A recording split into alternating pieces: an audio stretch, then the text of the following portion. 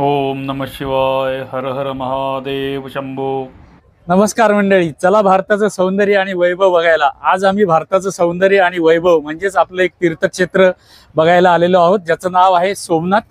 सोमनाथ मंदिरामध्ये आता आम्ही दर्शनाला जाणार आहोत, पण सोमनाथ मंदिरामध्ये मोबाईल किंवा कॅमेरा यापैकी कोणतीही वस्तू न्यायला अलाउड नाहीये. त्यामुळे आम्ही आता इथे गाडी लावलेली आहे. मी तुम्हाला थोड्या वेळाने पार्किंग दाखवतो. या पार्किंगमध्ये गाडी लावून आम्ही आता सोमनाथमध्ये दर्शनाला जाणार आहोत. बाहेर लॉकर रूम मध्ये आपल्याला मोबाईल जमा करावे लागतात. तिथे आम्ही मोबाईल ठेवून दर्शन करून आल्यानंतर मी तुम्हाला पार्किंग पण दाखवतो आणि इथला आजूबाजूचा परिसर पण मी तुम्हाला दाखवतो. चला तर मग सोमनाथाच्या दर्शनाला जाऊयात. आत्ताचा सुरुवातीचा शॉट जो आपण बघितला तो मी इथे आतमध्ये उभा राहून शूट केलेला होता. इकडे उजवीकडे आपल्याला मंदिराकडे जायला रस्ता आहे आणि त्याच्या बरोबर डावीकडे आपण जर बघितलं तर हा पार्किंगला जायचा रस्ता आहे.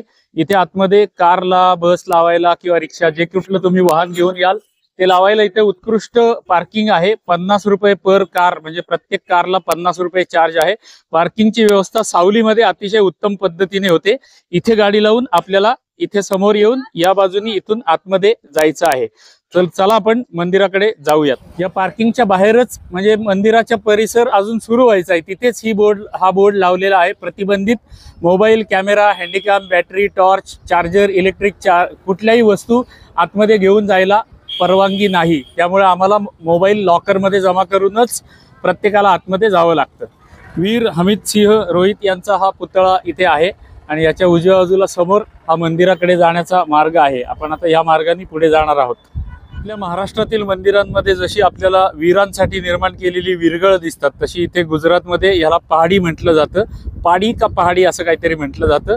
वीरांची चित्र या शिल्पावरती आपल्याला लावलेली इथे दिसतात.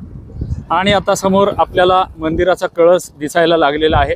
डाव्या बाजूला हे भरपूर सारे स्टॉल आहेत आणि समोर इथे मंदिर आहे. या ठिकाणी आपले मोबाईल्स, कॅमेरा, पर्स सर्व काही जमा करण्यासाठी लॉकर बनवलेले आहेत. या लॉकरमध्ये आपल्याला सगळं सामान ठेवून आतमध्ये जावं लागतं. आतमध्ये कोणतंही इलेक्ट्रॉनिक सामान न्यायला इथून पुढे परवानगी नाही. इथे प्रवेश कक्ष आहे. या प्रवेश कक्षातून आपल्याला आतमध्ये जायचं आहे. मंदिराच्या आवारामध्ये प्रवेश करतानाच आम्ही मंगल तिलक धारण केलेला आहे. आमच्या कपाळावरती दोघांच्या तुम्हाला मंगल तिलक धारण केलेला दिसत असेल. आता आम्ही दर्शनाला आतमध्ये जात आहोत. बाहेर आल्यावर तुम्हाला भेटतो. आता आम्ही या मंदिरामध्ये जाऊन दर्शन घेऊन आलो. आज अतिशय सुंदर पद्धतीने आम्हाला दर्शन झालं. अजिबात मंदिरामध्ये गर्दी नव्हती, ढकलणारं कोणी नव्हतं. पाहिजे तितका वेळ पिंडीचं आम्हाला दर्शन घ्यायला मुभा होती किंवा परवानगी होती. कोणीही ढकलणारं नव्हतं. दुसरी गोष्ट, ह्या मंदिरामध्ये आणि ह्या पिंडीकडे बघत असताना किंवा शिवलिंगाकडे बघत असताना एवढं प्रसन्न वाटतं की त्याचं शब्दामध्ये मी वर्णन करू शकत नाही. तिसरी गोष्ट म्हणजे हे जरी आधुनिक मंदिर असलं, सरदार वल्लभभाईंच्या पुढाकाराने बांधलेलं असलेलं हे मंदिर असलं, तरी सुद्धा या मंदिरामध्ये सुद्धा सुंदर नक्षीकाम केलेलं आहे. जसं आपल्याला महाराष्ट्रामधल्या किंवा इतर पुरातन मंदिरांमध्ये दर्शन दिसतं, तसंच दर्शन किंवा तसंच कोरीव काम ह्या मंदिरामध्ये सुद्धा केलेलं आहे. तेही आपण अवश्य येऊन बघितलं पाहिजे. या मंदिराच्या बाहेर आता माझ्या बोटाच्या खाली बरोबर वल्लभभाईंचा पुतळा बनवलेला आहे, कारण त्यांच्या पुढाकाराने हे मंदिर उभारलं गेलं होतं. तर तो पुतळा इथे आहे आणि हा कॉरिडॉर आहे आतमध्ये जायला. आतमध्ये एक लेझर शो सुद्धा असतो संध्याकाळच्या वेळेला. तोही तुम्ही वेळ काढून आलात तर तुम्ही बघू शकता. हे मी तुम्हाला इथे जे आम्ही आत्ता बघितलं गेल्या तासाभरामध्ये ते मी तुम्हाला तोंडी शब्दात सांगू शकत नाही. तुम्ही इथे येऊनच बघायला पाहिजे. आत्ता आपण बघितलेल्या सोमनाथ मंदिराला मी आधुनिक म्हणण्याचं कारण, साधारण 1950च्या सुमारास वल्लभभाई पटेल गेले, त्यांच्या पुढाकाराने हे मंदिर उभं करण्यात आलेलं होतं.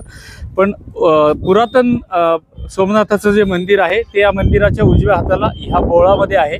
या बोळामध्ये जाऊन आता आपल्याला जुन्या अहिल्याबाई होळकरांनी जीर्णोद्धार केलेल्या मंदिराचं दर्शन घ्यायला जायचं आहे. तर आता आपण ह्या जुन्या मंदिराकडे जाऊयात. आता आपण नवीन मंदिर बघितलं. नवीन म्हणजे तरीसुद्धा 1950 सालचं किंवा त्या आसपासचं. आता आपण त्याहून जुन्या असलेल्या पुरातन मंदिराकडे जात आहोत, ज्या ठिकाणी ओरिजिनल सोमनाथाचं मंदिर होतं. गुजरातमध्ये आपल्याला सगळीकडे अशा गिरगाई दिसतात. आम्ही आत्ता जे सांगितलं त्या बोळामध्ये आम्ही आलेलो आहोत. उजव्या हाताला आपल्याला हे प्रसादाचं केंद्र दिसतं, अन्नक्षेत्र ज्याला म्हटलं जातं. निःशुल्क प्रसाद या ठिकाणी मिळतो आणि त्याच्याबरोबर समोर हे मंदिर आहे जे आता आपल्याला बघायचं आहे. आता आपण मंदिरात जाऊया. हे जुनं मंदिर आहे.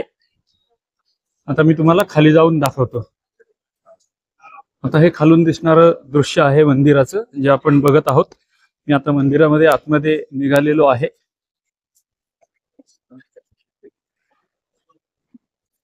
अहिल्याबाई होळकरांचा पुतळा इथे समोर उभा केलेला आहे. मंदिराच्या बरोबर हा समोर पुतळा आहे आणि इथे लिहिलेलं आहे, जय सोमनाथ. ईस्वी सन 1703 में सोमनाथ मंदिर का विध्वंस होने के बाद ईस्वी सन 1783 में मालवा प्रदेश की महारानी पुण्यश्लोक मातोश्री अहिल्या देवी ने शिव मंदिर का निर्माण करवाया था. शिव पूजन की परंपरा की सातत्य के साथ यहाँ बनाए रखने में मातोश्री अहिल्या देवी के योगदान के लिए यह सदैव उनके ऋणी रहेंगे. हम सदैव उनके ऋणी रहेंगे. म्हणजे अहिल्याबाई होळकरांनी इथल्या पूजेची परंपरा सतत चालू राहण्यासाठी या मंदिराचं निर्माण केलेलं होतं. आणि हे जुनं मंदिर आहे जास्त, जे आता आपण आधी बघितलं त्याच्यापेक्षा जुनं मंदिर हे आहे. मंदिराचं प्रवेशद्वार आहे. प्रवेशद्वारातून आतमध्ये आल्यावर नंदी दिसतो आपल्याला नेहमीप्रमाणे. डाव्या हाताला गणपतीची सुंदर मूर्ती आहे आणि उजव्या हाताला हनुमानाची मूर्ती आहे, जी आता आपल्याला समोर दिसते आहे. आणि हा गर्भगृहाचा प्रवेशद्वार. आता आपण गर्भगृहामध्ये प्रवेश करत आहोत. या मंदिरामध्ये मात्र आपल्याला शिवलिंगाला हात लावून पूजा करता येते, अभिषेक करता येतो, सर्व काही आपल्याला इथे करता येते. या मंदिरामध्ये मर्यादा नाहीयेत किंवा नियम नाहीयेत.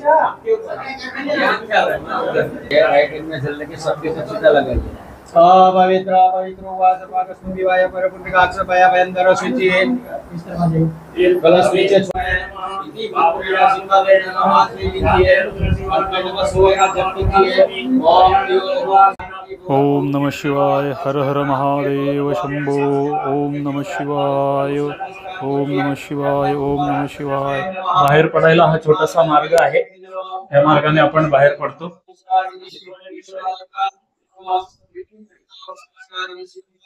थोडस वर आल्यावर आपल्याला आणखीन एक शिव मंदिर दिसतं, त्याचं आपण दर्शन घेऊया. आणि ह्या मार्गाने आपण ह्या जुन्या मंदिरातून बाहेर पडतो. घामाघूम अवस्थेमध्ये पुण्यश्लोक अहिल्याबाई होळकरांनी निर्माण केलेल्या मंदिराचं दर्शन आता आमचं झालेलं आहे. अजून 3 ठिकाणं बघायची बाकी आहेत. आता आम्ही थोडंसं पोटोबाचं बघतो आणि मग पुढची 3 ठिकाणं तुम्हाला दाखवतो. आपल्या नेहमीच्या पद्धतीप्रमाणे आम्ही लोकल फिरण्यासाठी, इथली स्थानिक मंदिरं बघण्यासाठी रिक्षा ठरवलेली आहे. या रिक्षामध्ये बसून आता आम्ही पुढची मंदिर दर्शन करायला निघालेलो आहोत. आता आम्ही पुढची सगळी मंदिरं या दादांबरोबर करणार आहे. तत्पूर्वी माधव हॉटेलमध्ये आम्ही जेवण करणार आणि पुढच्या मंदिराच्या दर्शनाला जाणार. चला पुढे निघूयात. आता आम्ही स्थानिक रिक्षामध्ये बसून इथलं स्थान दर्शन करायला निघालेलो आहोत. आता आम्हाला आमच्या रिक्षावाल्या दादांनी इथलं लीलावती नावाचं जे राहण्याचं ठिकाण आहे ते दाखवलं. आणखी एक माहेश्वरी नावाचं ठिकाण आहे, सागर दर्शन म्हणून आहे, ते समुद्रकिनारी आहे. ते तिथे गेल्यानंतर तुम्हाला दाखवतो.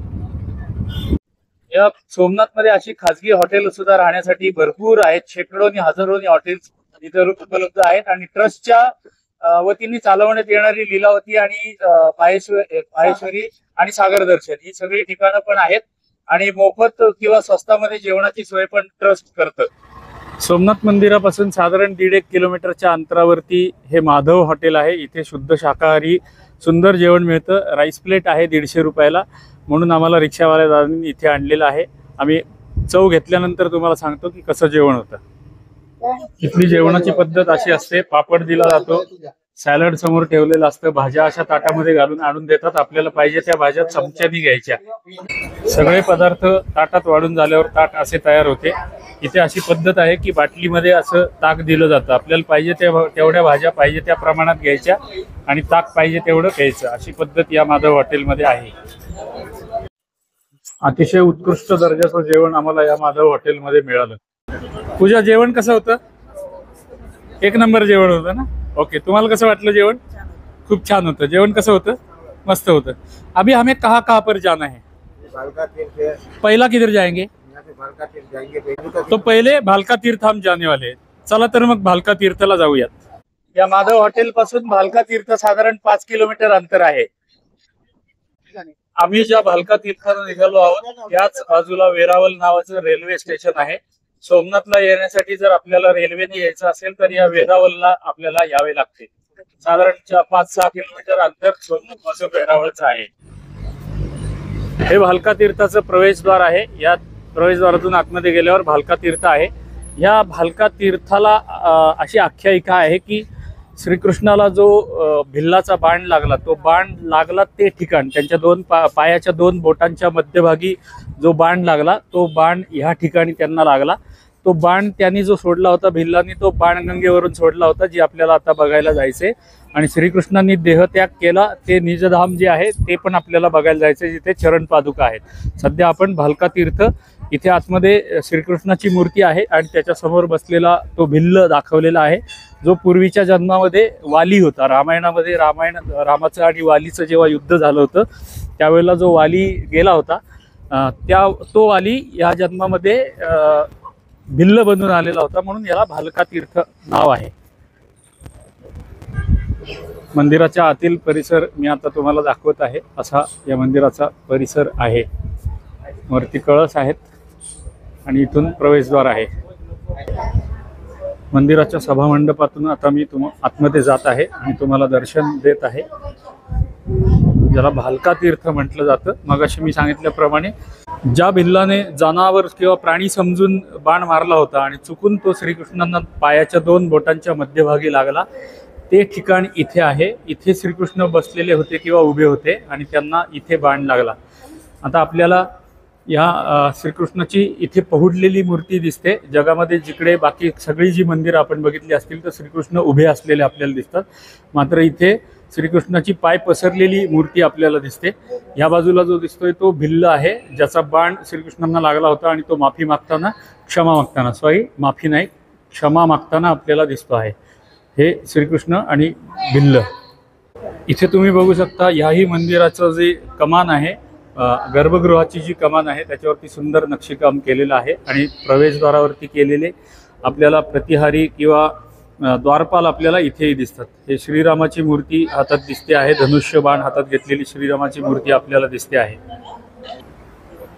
इथे खाली आपल्याला कीर्तिमुख कोरलेली दिसतात. या बाजूला एक आहे, त्या बाजूला एक कीर्तिमुख आहे. मंदिराच्या बाहेर जे 3 बाजू आहेत त्यातली ही एक बाजू आहे आणि इथल्या खांबांवर सुद्धा कोरीव काम केलेलं आपल्याला दिसतं. अशा पद्धतीचं कोरीव काम इथे केलेलं आहे.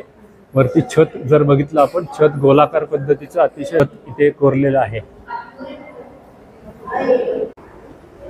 मंदिराच्या मंडपातच आतमध्ये ह्या तीर्थाचं महात्म्य लिहिलेलं आपल्याला दिसतं. अर्थात हे हिंदीमध्ये लिहिलेलं आहे, पण मी आता तुम्हाला मराठीमध्ये थोडक्यात कथा सांगितली. अन्य मंदिरांप्रमाणे गर्भगृहाच्या बाहेर उजव्या हाताला हनुमानाची मूर्ती आहे आणि इकडे जर बघितलं आपण तर ह्या ठिकाणी गणपतीची अतिशय सुरेख मूर्ती आहे. मी तुम्हाला गणपतीची मूर्ती जवळून दाखवतो. ही गणपतीची मूर्ती, अतिशय सुरेख मूर्ती इथे आहे. गर्भगृहामधली एक गोष्ट तुम्हाला सांगायची राहिली म्हणून पुन्हा एकदा दाखवतोय. हे जे झाड दिसतंय आपल्याला, हे हजारो वर्षापासून असलेलं झाड आहे. हे झाड हजारो वर्षापासून याच ठिकाणी जिवंत आहे. मंदिराच्या बाहेर उजव्या हाताला आपल्याला हे कुंड दिसतं. मंदिर आहे म्हटल्यावर पाण्याचा स्रोत असायलाच पाहिजे, ही आपली परंपराच आहे. त्याच्या बाजूला जर आपण बघितलं तर बाजूला हे एक छोटंसं मंदिर आहे. आता मी जे तुम्हाला मंदिर दाखवलं ती मागची बाजू दाखवली होती. हे महादेवाचं मंदिर ह्याच परिसरामध्ये आहे. मी तुम्हाला आता त्याची समोरची बाजू आणि समोरून दर्शन घडवतो आहे. हे महादेवाचं मंदिर. ओम त्र्यंबकं यजामहे सुगंधिं पुष्टिवर्धनं उर्वारुकमिव बन्धनान् मृत्योर्मुक्षीयमामृतात्. ओम तत्पुरुषाय विद्महे महादेवाय धीमहि तन्नो रुद्रः प्रचोदयात्. पुन्हा एकदा आठवण करून देतो. पहिलं ठिकाण म्हणजे बाणगंगा, जिथून त्या भिल्लाने बाण मारला. दुसरं ठिकाण म्हणजे हे भालका तीर्थ, जिथे श्रीकृष्णांना बाण लागला. इथे भिल्लाचं आणि मंदिर आत्ता आपण बघितलं. आणि तिसरं ठिकाण म्हणजे जिथे श्रीकृष्णांनी देहत्याग केला आणि त्यांच्या चरण पादुका आहेत, ते तिसरं ठिकाण आहे. ही तिन्ही ठिकाणं आपण आत्ता बघतो आहोत. त्यातलं पहिलं ठिकाण आपण आत्ता बघितलेलं आहे. आता आम्ही बाणगंगा या ठिकाणी आलेलो आहोत. इथे समोर आपल्याला सोमनाथ मंदिर दिसतं, जे आत्ता आपण सकाळी बघितलं ते मंदिर आहे. इथे एक शिवलिंग आहे आणि इकडे उजव्या बाजूला जर बघितलं, इथे एक शिवलिंग आहे. इथे मध्ये ध्वज लावलाय आणि त्याच्या शेजारी एक शिवलिंग आहे. ही कायम अशीच पाण्यात असलेली शिवलिंग असतात. ह्या ठिकाणाहून त्या बिल्लानी बाण मारला होता प्राणी समजून, आणि तो चुकून श्रीकृष्णांच्या पायाला लागला आणि मग पुढे श्रीकृष्णांनी देहत्याग केला. ते ठिकाण आपण बघायला आता जाणार आहोत. या ठिकाणाला म्हणतात बाळगंगा. हे सगळं तुम्ही बघायला अवश्य या. आमचे व्हिडिओ जर तुम्हाला आवडत असतील तर कृपया व्हिडिओला लाईक करा, एक छोटीशी कॉमेंट नक्की करा आणि आमच्या या गुजरात प्लेलिस्टमधील सर्व व्हिडिओ बघा, ज्यामध्ये तुम्हाला स्टॅच्यू ऑफ युनिटी, त्यानंतर सोमनाथ, द्वारका आणि बेट द्वारका ही सगळी ठिकाणं आम्ही दाखवत आहोत. हे सगळे व्हिडिओ तुम्ही बघा, तुम्हाला नक्की आवडतील असं आम्हाला वाटतं. चला तर मग पुढच्या ठिकाणाला जाऊयात. आता आपल्याला ह्या ठिकाणी जे दिसतं आहे हे तिसरं शिवलिंग आहे. हे आपोआप प्रकट झालेलं शिवलिंग आहे आणि इथे अशी लोकांची श्रद्धा आहे की दरवर्षी हे थोडं थोडं लिंग वाढत असतं. म्हणजे तांदूळाच्या एका दाणे एवढं हे आकाराने हे लिंग दरवर्षी आकाराने वाढतं आणि हे आपोआप प्रकट झालेलं आहे, कोणी निर्माण केलेलं नाहीये अशी इथल्या लोकांची श्रद्धा आहे. आता आपण पुढच्या ठिकाणाला जाऊयात. आता आपण कृष्णचरण पादुका आणि गीता मंदिर हे ठिकाण बघायला चाललेलो आहोत. आता या हिरण नदीच्या काठी असलेल्या श्री गोलोक तीर्थामध्ये हे सगळे मंदिर आहेत. श्री गीता मंदिर, लक्ष्मीनारायण मंदिर, कृष्णचरण पादुका म्हणजे श्रीकृष्णाच्या पादुका इथे ठेवलेल्या आहेत. त्यानंतर बलदेवांची गुफा आहे, जिथे बलदेव, ज्या गुफेमध्ये एक छोटंसं छिद्र आहे आणि त्या छिद्रामधून बलदेव पाताळामध्ये गेले आणि श्रीकृष्ण इथून वैकुंठधामाला गेले. त्यानंतर गोलोक घाट आहे, काशी विश्वनाथ मंदिर आहे, महाप्रभूजी बैठकजी आहे आणि भीमनाथ मंदिर. एवढी सगळी ठिकाणं या इथे आतमध्ये आहेत. आता आपण आत जाऊयात. हे आत्ता जे आपल्याला स्क्रीनवर दिसतं आहे हे आहे गीता मंदिर. या गीता मंदिरामधील खांबांवरती भगवद्गीतेचे श्लोक कोरलेले आहेत, जे आपण वाचू शकतो. संस्कृतमध्ये असलेलं श्लोक या ठिकाणी लिहिलेले आहेत. मी तुम्हाला श्लोक नंतर दाखवतो, आधी श्रीकृष्णाचं दर्शन घेऊयात आपण. प्रभू श्रीकृष्णांचं दर्शन आपल्याला आता होत आहे, हे आपण घेऊ शकता. गीता मंदिरातील श्रीकृष्णाची मूर्ती ही आहे. आता जे आपल्याला स्क्रीनवरती खांब दिसत आहेत, या प्रत्येक खांबावर 3-3 बाजूंना असे 16 खांब आहेत. 3-3 बाजूंना भगवद्गीतेचे श्लोक संगमरवरावरती कोरून इथे लावण्यात आलेले आहेत. हे आहे भगवद्गीता मंदिर. श्रीकृष्णाचं लांबून दर्शन आणि या इथे 2 खांबांवरती 2 अध्यायातले श्लोक आहेत. असे मिळून 18 अध्यायातले 18 अध्यायातले श्लोक या भिंतींवरती कोरलेले आहेत. गीता मंदिरातून उजवीकडून बाहेर पडले की आपल्याला बाहेर ही झाडं दिसतात आणि त्याच्या डाव्या बाजूलाच ही बलदेवजी की गुफा आहे, जी आता आपण आतमध्ये जाऊन बघूयात. इथे आपण पाटी वाचू शकता, श्री बलदेवजी का मंदिर, बलदेवजी गुफा. इथून खाली आतमध्ये गुफेमध्ये जायला जागा आहे. या ठिकाणी आपल्याला खाली जायचं आहे आणि तिथे तुम्हाला बलरामाची मूर्ती दिसेल आणि छोटंसं छिद्र दिसेल. आता मी गुहेमध्ये जात आहे. ह्याला म्हणतात बलरामाची गुफा आणि अशा आख्यायिका आहे की हे जे आपल्याला छिद्र दिसते इथे, या छिद्रामधून श्री बलरामजी पाताळ लोकाला गेले आणि श्रीकृष्ण ज्यांच्या चरण पादुकावरती आहेत तिथून वैकुंठाला गेले, अशी आख्यायिका किंवा इथल्या लोकांची किंवा भारतातल्या सगळ्या लोकांची श्रद्धा आहे. त्याच मंदिरात आतमध्ये ही बलरामांची मूर्ती उभी ठेवलेली आहे, असं आपण दर्शन घेऊ शकतो.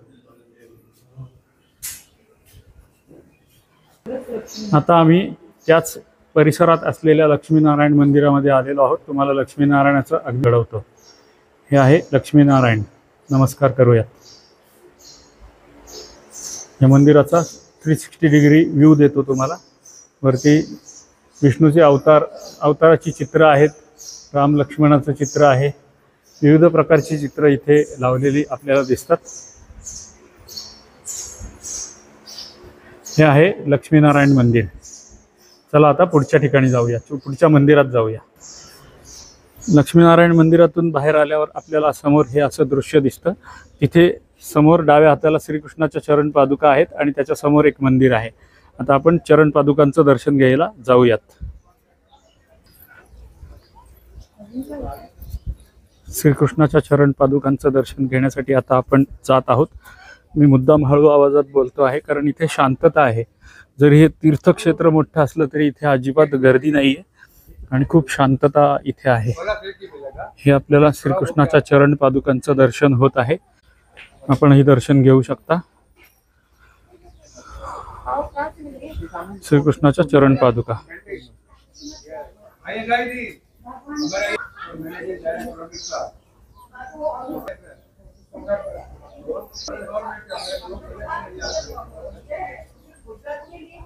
गुजरातमध्ये माल वाहतुकीसाठी अशा प्रकारच्या गाड्या वापरल्या जातात. पूर्वीची जी सूरज डिझेल होती त्या सूरज डिझेलला या माल वाहतुकीच्या गाडीमध्ये बदलाव करून तयार केलेला असतं आणि असा मोठा आवाज करत सगळीकडे या गाड्या फिरत असतात. या गाड्या गुजरातमध्ये आपल्याला सगळीकडे दिसतात. माल वाहतुकीसाठी या गाड्या वापरल्या जातात. आता आपण सोमनाथ येथील शेवटच्या ठिकाणाला भेट द्यायला आलेलो आहोत किंवा दर्शन घ्यायला आलेलो आहोत. प्राचीन सूर्य मंदिर सोमनाथमध्ये आहे. ते प्राचीन सूर्य मंदिर बघायला आता आपण जात आहोत. तुम्हाला आतमध्ये जाऊन दाखवतो. खूप सुंदर मंदिर आहे असं ऐकलेलं आहे. बघूयात आतमध्ये जाऊन. या सूर्य मंदिरात जायला थोड्याशा पायऱ्या आहेत. 20-25 पायऱ्या आहेत. या चढून वर गेलं की डाव्या हाताला मंदिर आहे. हे आहे प्राचीन सूर्य मंदिर. त्याचं पहिलं दर्शन आपल्याला बाजूनीही असं दिसतं. अतिशय प्राचीन मंदिर आहे. भारतामध्ये आणि जगामध्ये अशी सूर्य मंदिरं फार कमी ठिकाणी आहेत. त्यातलं एक सूर्य मंदिर आपल्याला आज बघायला मिळते. आपण आतमध्ये जाऊन बघूयात.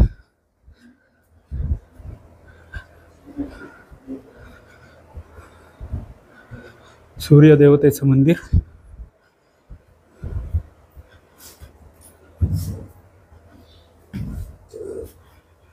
अच्छा, हे सूर्य मंदिर आहे. सूर्य मंदिराचं क्लोजअप तुम्हाला दाखवतो आहे. आपणही दर्शन घेऊ शकता सूर्य मंदिराचं. सूर्य मंदिराच्या सभामंडपाच्या वरती छतावरती असलेलं कोरीव काम मी आता तुम्हाला दाखवत आहे. आता आपण बाहेरून थोडंसं मंदिर बघूया. आमच्याकडे वेळेची मर्यादा आहे पण तरी पटकन बघून मग आपण निघूयात. मंदिराच्या उजव्या हाताला सूर्यकुंड आहे. इथून खाली 30-40 पायऱ्या उतरून खाली गेल्यावर सूर्यकुंड आहे. ह्या पायऱ्या उतरून खाली गेलं की समोर तिथे सूर्यकुंड आहे. आता आपण मंदिर बाहेरून बघूयात. बाहेरून कोरलेली ही कीर्तिमुख आपल्याला दिसत आहेत. इथे अशा विष्णूच्या मूर्ती आहेत. अनेक मूर्ती ह्या मंदिरावरती कोरलेल्या आपल्या मी जस्ट तुम्हाला दाखवतो. वर्णन सांगत नाही, तुम्ही स्क्रीनवर बघत राहा. हा कळस बघा, किती सुंदर कळस आहे. माझ्या डोळ्यावर सूर्य येतोय त्यामुळे जास्त दाखवू शकत नाही. मागच्या बाजूने मी तुम्हाला चांगलं दाखवतो. आता मंदिराची उजवी बाजू मी तुम्हाला दाखवत आहे. इथे केलेलं मूर्तिकाम तुम्हाला दिसतं, कोरीव काम दिसतं. वरती असलेलं कळस, कळसावरती सुद्धा बऱ्याच मूर्ती कोरलेल्या आपल्याला दिसतात. वरचा कळस कदाचित नंतर बांधलेला असावा कारण त्याच्यावरती काहीच नक्षीकाम नाहीये. पण ह्या थरापर्यंत जे कळसाचे थर आहेत त्याच्यामध्ये भरपूर नक्षीकाम आपल्याला केलेलं दिसतं. आता मी तुम्हाला मंदिराची मागची आणि पलीकडची बाजू दाखवतो. ही सूर्य मंदिराची मागची बाजू आहे. या मागच्या बाजूला सुद्धा भरपूर नक्षीकाम केलेलं आहे. आमच्याकडे वेळेची मर्यादा आहे त्यामुळे तुम्हाला मी खूप खोलात जाऊन प्रत्येक मूर्ती दाखवू शकत नाही. तुम्ही मात्र ज्या वेळेला इकडे याल त्यावेळेला हे मंदिर बघायला अवश्य या. भोला भला मेरा भोला भला जग में तुम्हें भारी भला भोला भला सोमनाथ में मंदिर भारी मंदिर के अंदर है भोला भला मैया पार्वती संगे भला धन्यवाद. आता आपण जो बघितला तो स्थानिक कलाकार होता जो भजन म्हणत होता. अशा पद्धतीने आमची सोमनाथ मधील सर्व ठिकाणं बघून झालेली आहेत. सर्व ठिकाणांचं अतिशय उत्तम दर्शन आम्हाला झालेलं आहे. आता आम्ही मंदिराच्या पार्किंग मध्ये लावलेल्या आमच्या भैरावतीकडे जात आहोत आणि भैरावती घेऊन आम्ही आता निघणार आहोत पुण्याच्या दिशेने. तर हा सोमनाथचा व्हिडिओ आम्ही इथेच संपवत आहोत. आपल्याला नेहमीची विनंती की हा व्हिडिओ आणि आमची गुजरात सिरियल मधले सगळे व्हिडिओ जर तुम्हाला आवडत असतील तर सर्व व्हिडिओ बघा आणि त्यावरती एक छोटीशी कॉमेंट करा, व्हिडिओला लाईक करा आणि आमच्या केदार पूजा प्रवास चॅनलला अजून जर आपण सबस्क्राईब केलं नसेल तर सबस्क्राईब सुद्धा करा. ही तुम्हाला नम्र विनंती आहे. आता आपण पुढच्या व्हिडिओमध्ये भेटूयात जिथे आपण सोमनाथ ते पुणे हा 850 किलोमीटरचा जवळपास प्रवास करणार आहोत. चला.